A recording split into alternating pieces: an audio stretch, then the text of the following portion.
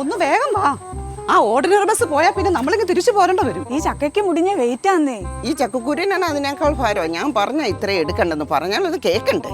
എടി അങ്ങോട്ട് കൊടുക്കുന്നതിന്റെ ഇരട്ടി ഇങ്ങോട്ട് തിരിച്ചു തരുന്നവനാ എന്റെ മരുമോൻ ചെറുക്കൻ. നിങ്ങളൊന്ന് വേഗം വാ. ഈ ചേച്ചിയുടെ ഒരു കാര്യം ഇന്നലെ രാത്രി തുടങ്ങിയ കെട്ടിപ്പറക്കവും ബഹളവുമാ. എന്ന് പറഞ്ഞാലേ 1 വർഷം കൂടി ഇരുന്ന് എന്റെ മോൾക്കുട്ടിയും പിള്ളേരെ ഒന്ന് കാണാൻ പോകുന്നത്. ഒന്ന് വേഗം വാ.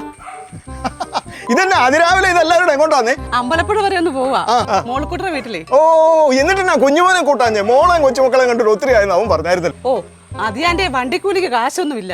മഴ ആയതുകൊണ്ട് ടാപ്പിംഗ് ഒന്നും നടക്കുന്നില്ലല്ലോ. പിന്നെ ട്രാൻസ്പോർട്ട് ബസ് ഞങ്ങൾക്ക് ഫ്രീ അല്ലേ? ഓ ഓ, പ്രിയദർശിനി സൗജന്യ യാത്ര. അതിന് നമ്മുടെ ഇവിടുന്ന് അമ്പലപ്പുഴയ്ക്ക് ഓർഡിനറി ഉണ്ടോ? ഭയങ്കര ദൂരമല്ലേ? ഉണ്ട്. രാവിലെ 7:30 അങ്ങോട്ടൊരു ബസ് ഉണ്ട്, തിരിച്ച് 4:30 ഇങ്ങോട്ടൊരു ഓർഡിനറി ബസ് ഉണ്ടെന്നാ മോൾക്കുട്ടി പറഞ്ഞേ. ഓ, അപ്പൊ അങ്ങോട്ടും ഇങ്ങോട്ടും ഫ്രീ. അതെ, അല്ലേ അമ്പലപ്പുഴ വരെ ഇത്രയും പേര് പോയിച്ചു പറഞ്ഞേ. കാശ് എത്ര എന്റെ ജോണപ്പൻ ചേട്ടാ? ശരിയാ. എന്നിട്ട് ചക്ക മാത്രമേ ഉള്ളോ കാര്യമായിട്ട്? അല്ല, ചക്കയും ചക്കക്കുരും കുറച്ച് വാട്ടുകപ്പയും. പടിഞ്ഞാറുകാർക്ക് ഇതൊക്കെയല്ലേ ഡിമാൻഡ്. നമുക്കാണെ കാശും ആകത്തില്ല. അപ്പൊ ആകെ മൊത്തം ഫ്രീ. പിന്നെ മോളിക്കുട്ടിയോട് പറയണം ഇച്ചിരി ഉണക്കച്ചൂടെ തന്നു വിടാൻ. ജോണപ്പേട്ടൻ പറഞ്ഞെന്ന് പറഞ്ഞാ മതിയേ.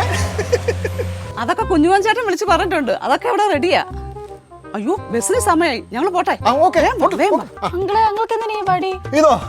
ഇത് പട്ടിയെ ഓടിക്കാൻ.